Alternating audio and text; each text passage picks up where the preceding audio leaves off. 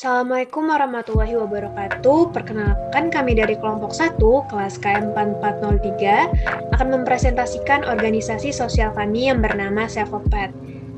Anggota dari kelompok 1 ini berisikan, yang pertama ada Muhammad Mirza Rizky Aulia, yang kedua ada Wina Safira, yang ketiga ada Febiana Agustina, ada Revanda Hani Alfarisi, dan yang terakhir ada Fatia Sabila Nasas. Yang pertama, latar belakang dari terbentuknya organisasi sosial ini. Organisasi sosial ini terbentuk atas dasar inisiatif kami sebagai bentuk tindakan dari keresahan serta kekhawatiran kami terhadap keberadaan hewan peliharaan yang terlantar seperti kucing, anjing, kelinci, dan lainnya. Asal nama Sevopet itu mendeskripsikan visi dan misi dari organisasi kami, yaitu berkeinginan melindungi hewan-hewan, khususnya hewan peliharaan yang kurang diperhatikan dan ditelantarkan. Selanjutnya, ini ada logo dari Sevopet. Filosofi dari logo ini yang pertama, tangan pada logo ini memiliki arti harapan. Yang kedua, sinar mengisyaratkan bahwa organisasi ini memiliki tujuan yang mulia. Yang ketiga, itu di tengah terdapat ikon jejak hewan, kaki hewan yang mendefinisikan bahwa organisasi ini berfokus pada hewan, khususnya hewan peliharaan. Dan ikon lingkaran pada logo ini memiliki arti bahwa organisasi ini berasaskan persatuan dan kekeluargaan.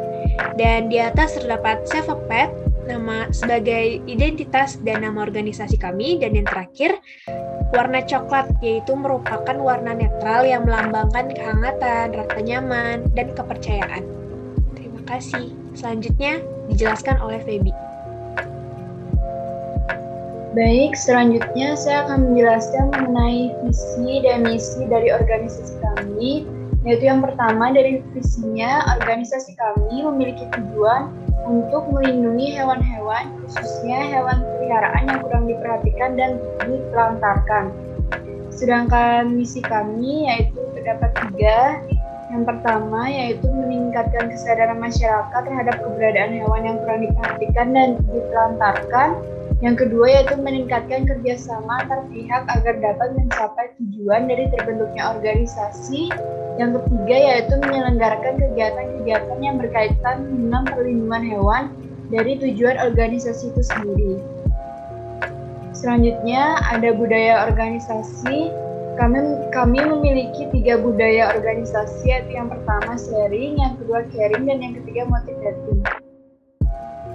Sharing sendiri yaitu memiliki tujuan sebagai wadah untuk para relawan untuk melakukan aksi kepedulian mereka khususnya kepada hewan terlantar dan kurang diperhatikan. Sedangkan caring yaitu dengan menanamkan rasa kepedulian kepada masing-masing anggotanya agar dapat tercapainya tujuan dari organisasi ini. Terakhir yaitu motivating, yaitu organisasi ini berdiri agar dapat menjadi contoh bagi masyarakat sehingga dapat memotivasi mereka untuk ikut peduli terhadap lingkungan sekitar. Baik, selanjutnya untuk identitas akan dijelaskan oleh Mirza. Baik, terima kasih Febi. Selanjutnya ada identitas. Organisasi Sevopet ini didirikan pada tanggal 17 Maret 2021 di daerah Bandung karena keinginan dan inisiatif masing-masing individu untuk membentuk organisasi ini.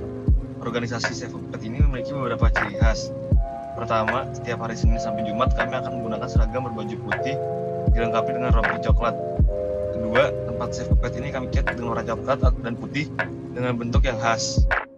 Ketiga, kami juga punya slogan Raise Your Paws yang akan kami letakkan di merchandise, dan slogan ini kami gunakan setiap memulai kegiatan untuk memacu semangat. Next. Selanjutnya ada struktur kepengurusan. Struktur kepengurusan diketuai oleh Revanda Hani Alfarisi. Selanjutnya ada koordinator yaitu saya sendiri. Di bawah ada divisi humas yaitu Wina Safira, ada divisi Pudok Fatia Sabila Nasas, dan divisi sekben Febiana Agustina. Rincian tugas. Rincian dari ketua adalah jadi saya sendiri Revanda Hani Alfarisi sebagai ketua ya.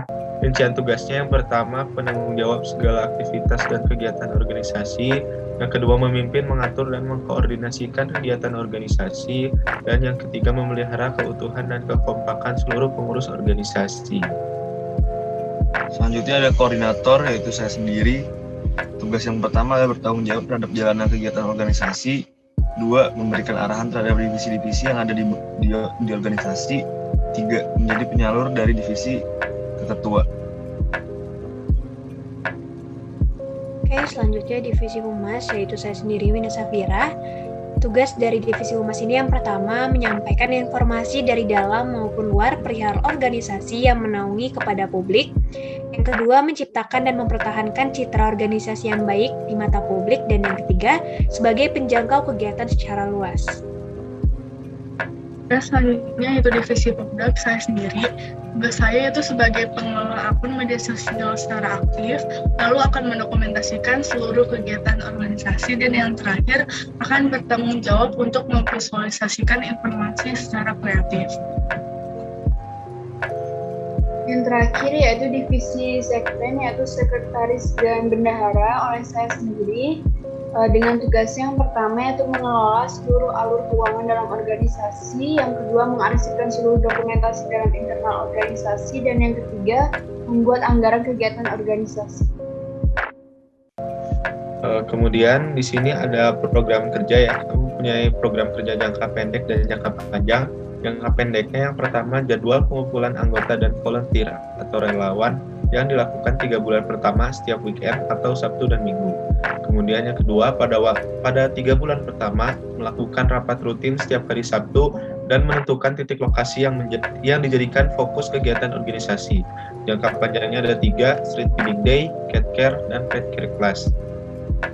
Nah, rincian jangka panjangnya, yang pertama Street Feeding Day. Program ini dilaksanakan setiap hari Sabtu di pagi hari mulai pukul 8 sampai dengan 1 siang, dan kegiatan yang dilakukan adalah memberi makan hewan-hewan peliharaan yang terlantar di jalan. Kemudian Cat Care. Program ini dilaksanakan setiap 2 kali sebulan pada hari Minggu mulai pukul 10 sampai dengan selesai, dan kegiatan yang dilakukan yaitu dengan memandikan kucing-kucing yang ada di shelter. Terakhir ada Pet Care Class.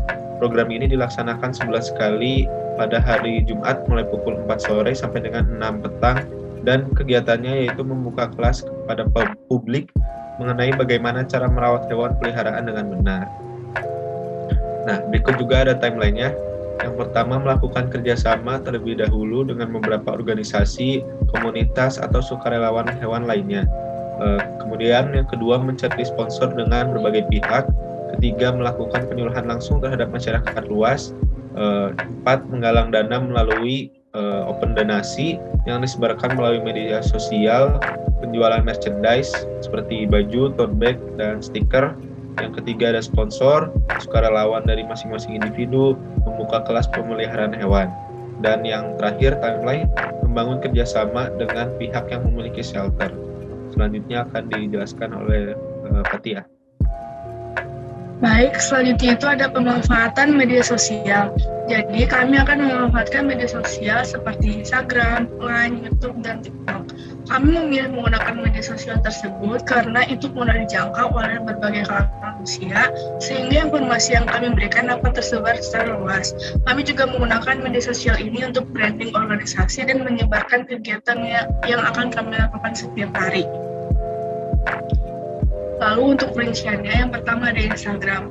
Kami menggunakan platform ini sebagai sarana utama untuk media informasi dan komunikasi yang berkaitan dengan kegiatan organisasi.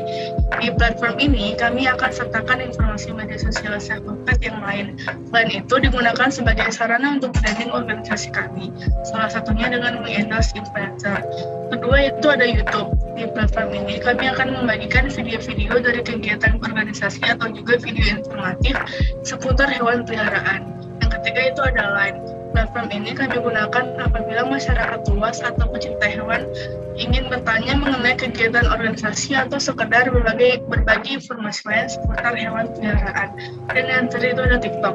Platform ini kami gunakan untuk membagikan video-video informatif dan juga hiburan seputar hewan untuk masyarakat luas. Lalu kami akan mengadakan praktik operasional, yaitu kami akan yang pertama akan melakukan visiting day. Kami akan menjalin kerjasama dengan beberapa organisasi, komunitas, dan kebun binatang serta perusahaan hewan lainnya seperti Pet Kingdom ID, yaitu kami akan menjalin kerjasama yang dapat dilakukan dengan mengadakan kunjungan 3-4 bulan sekali agar dapat mempererat organisasi. Yang kedua itu ada collaboration, yaitu kami akan menjalin kolaborasi dengan perusahaan atau brand baju, salah satunya itu Erigo Store, dalam pembuatan merchandise dari organisasi kami. Dan yang terakhir, kami akan menjalin kerjasama dengan beberapa organisasi dan perusahaan untuk mengadakan event atau perlombaan, yaitu perlombaan yang akan diadakan seperti Fashion Show Hewan dan diadakan setahun sekali bertepatan dengan ulang tahun organisasi Save a Pet. Next. Oke, sekian dari kelompok kami. Mohon maaf jika ada kesalahan. Terima kasih atas perhatiannya. Assalamualaikum warahmatullahi wabarakatuh. Waalaikumsalam warahmatullahi wabarakatuh.